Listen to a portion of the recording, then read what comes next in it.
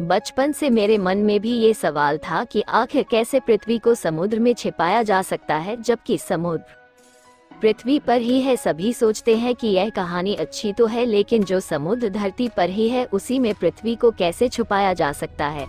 जरूरी नहीं है कि आपके और मेरे मन में परम पिता परमात्मा के लिए शंका हो, अपितु कुछ लोग तो अपनी जिज्ञासा मात्र के कारण भी ऐसा सोचते हैं।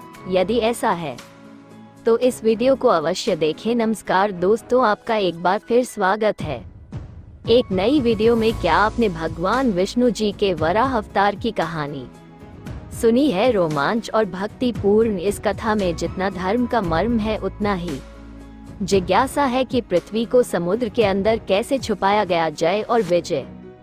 भगवान विष्णु जी के 7वें द्वार के द्वारपाल थे। एक दिन जब भगवान ब्रह्मा जी के मानस पुत्र सनकादिक मुनि भगवान से मिलने वैकुंठ गए तो जय और विजय ने उन्हें रोका, जबकि सनकादिक मुनियों को किसी भी समय कहीं भी जाने की अनुमति थी।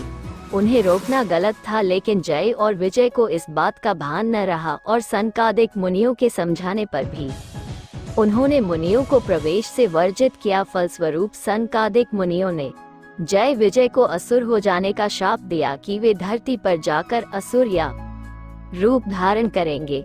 जब उन्हें शाप मिला तो उन्हें अपनी गलती का एहसास हुआ और उन्होंने क्षमा मांगी और भगवान विष्णु से ये वरदान मांगा कि हमारा मोक्ष आपके हाथों ही हो, जिसे करुणानिधान भगवान ने स्वीकार किया। जय और विजय वैकुंठ से दक्ष प्रजापति की पुत्री और दैत्य माता दिति के गर्भ में आ गए। हिरण्याक्ष और हिरण्यकश्यप दोनों की मां दिति और पिता ऋषि कश्यप के पुत्र थे। दोनों जन्म से ही आकाश के समान बढ़ने लगे। उनका शरीर पर्वतों सा विशाल था और शरीर लौह के समान मजबूत हो गया। हिरण्याक्ष और हिरण्यकश्यप दोनों बलवान थे। इसी बात के चलते उन्हें और अधिक महत्वाकांक्षा होने लगी, जिस कारण उन्हें संतोष नहीं था। वे संसार में अजेयता और अमरता प्राप्त करना चाहते थे। हिरण्याक्ष और हिरण्यकश्यप दोनों अपने को तीनों लोकों में सर्वश्रेष्ठ मानते थे। हिरण्याक्ष स्वयं विष्णु भगवान को भी अपने से भी तुच्छ मानने लगा। एक बार की बात है जब हिरण्यकश्यप का भाई हिरण्याक्ष ने पृथ्वी को ले जाकर समुद्र में छिपा दिया था। फलस्वरूप भगवान विष्णु ने वराह का रूप धारण करके हिरण्याक्ष का वध किया और पृथ्वी को पुनः उसके कक्ष में स्थापित कर दिया। इस बात को आज के युग में एक दंत कथा के रूप में लिया जाता है। लोगों का ऐसा मानना था कि ये सरासर गलत और मनगढ़ंत कहानी है, लेकिन नासा के एक खोज के अनुसार खगोल विज्ञान की टीमों ने ब्रह्मांड में अब तक खोजे गए पानी के सबसे बड़े और सबसे दूर के जलाशय की खोज की है। उस जलाशय का पानी हमारी पृथ्वी के समुद्र के 140 खरब गुना पानी के बराबर है, जो 12 बिलियन से अधिक प्रकाश वर्ष दूर है। जाहिर सी बात है कि उस राक्षस ने पृथ्वी को इसी जलाशय में छुपाया होगा। इसे आप भवसागर भी कह सकते हैं, क्योंकि हिंदू शास्त्र में भवसागर का वर्णन किया गया है। तो मेरा भी भ्रम दूर हो गया।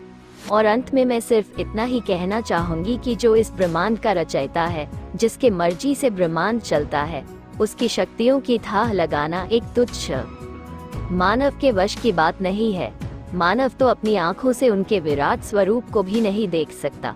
कुछ लोग जिन्हें ये लगता है कि हमारा देश और यहाँ की सभ्यता गंवार है, जिन्हें ये लगता है कि भारत की सभ्यता, भारत का धर्म और ज्ञान विज्ञान सबसे पीछे है, उनको मैं बता दूं कि सभ्यता, ज्ञान, विज्ञान, धर्म, सम्मान भारत से ही शुरू हुआ है। अगर आपको इस पर भी सवाल करना है तो आप इतिहास खंगाल कर देखिए। जिन सभ्यताओं को मानकर आप अपने ही धर्म पर सवाल कर रहे हैं, उनके देश में जाकर देखिए। उनके भगवान तथा धर्म पर कोई सवाल नहीं करता। अगर हमारे पूर्वज बंदर थे तो उनके भी पूर्वज बंदर रहे होंगे। सवाल करना तथा ईश्वर पर तर्क करना सर्वदा उचित है।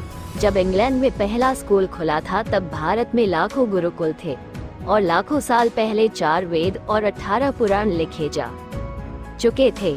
जब भारत में प्राचीन राज प्रथा चल रही थी, तब ये लोग कपड़े पहनना भी नहीं जानते थे। तुलसीदास जी ने तब सूर्य के दूरी के बारे में लिख दिया था, जब दुनिया को दूरी के बारे में ज्ञान ही नहीं था। खगोल शास्त्र के सबसे बड़े वैज्ञानिक आर्यभट्ट, जो भारत के थे, उन्होंने दुनिया को इस बात से अवगत कराया कि ब्रह्मांड क्या है। पृथ्वी का आकार और व्यास कितना है जिनके मन में ईश्वर के प्रति शंका है, जो वेद और पुराणों को बस एक मनोरंजन का पुस्तक मानते हैं, उनके लिए शास्त्र कहता है भगवान विष्णु के प्रति प्रीति नहीं रखने वाला, अस्नेही या विरोधी, इसे ईश्वर विरोधी भी कहा गया है। ऐसे परमात्मा विरोधी व्यक्ति मृतक के समान है। ऐसे अज्ञानी लोग मानते हैं कि कोई परम तत्व है ही नहीं। जब परम तत्व है ही नहीं तो ये संसार स्वयं ही चलायमान है। क्या हम ही हमारे भाग्य के निर्माता है? हम ही संसार चला रहे हैं। हम जो करते हैं वही होता है। अविद्या से ग्रस्त ऐसे ईश्वर विरोधी लोग मृतक के समान है, जो बगैर किसी आधार और तर्क के ईश्वर को नहीं मानते हैं। उन्होंने ईश्वर के नहीं होने के कई कुतर्क एकत्रित कर लिए हैं। दिन और रात का सही समय पर होना, सही समय पर सूर्य अस्त और उदय होना, पेड़ पौधे, अणु परमाणु तथा मनुष्य की मस्तिष्क की कार्यशैली का ठीक ढंग से चलना, ये अनायास ही नहीं हो रहा है। जीव के अंदर चेतना कहाँ से आती है? हर प्राणी अपने जैसा ही बीज कैसे उत्पन्न करता है? शरीर की बनावट उसके जरूरत के अनुसार ही कैसे होता है? बिना किसी निराकार शक्ति के ये अपने आप होना असंभव है। और अगर अब भी ईश्वर और वेद पुराण के प्रति तर्क करना है तो उसके जीवन का कोई महत्व नहीं है। दोस्तों, इस वीडियो में बस इतना ही। मिलते हैं अगले वीडियो में। यह वीडियो अच्छी लगी हो तो वीडियो को लाइक, चैनल को सब्सक्राइब करें और हमें कमेंट करके बताएं या जानकारी आपको कैसी लगी। वीडियो को अंत तक देखने के लिए आपका धन्यवाद।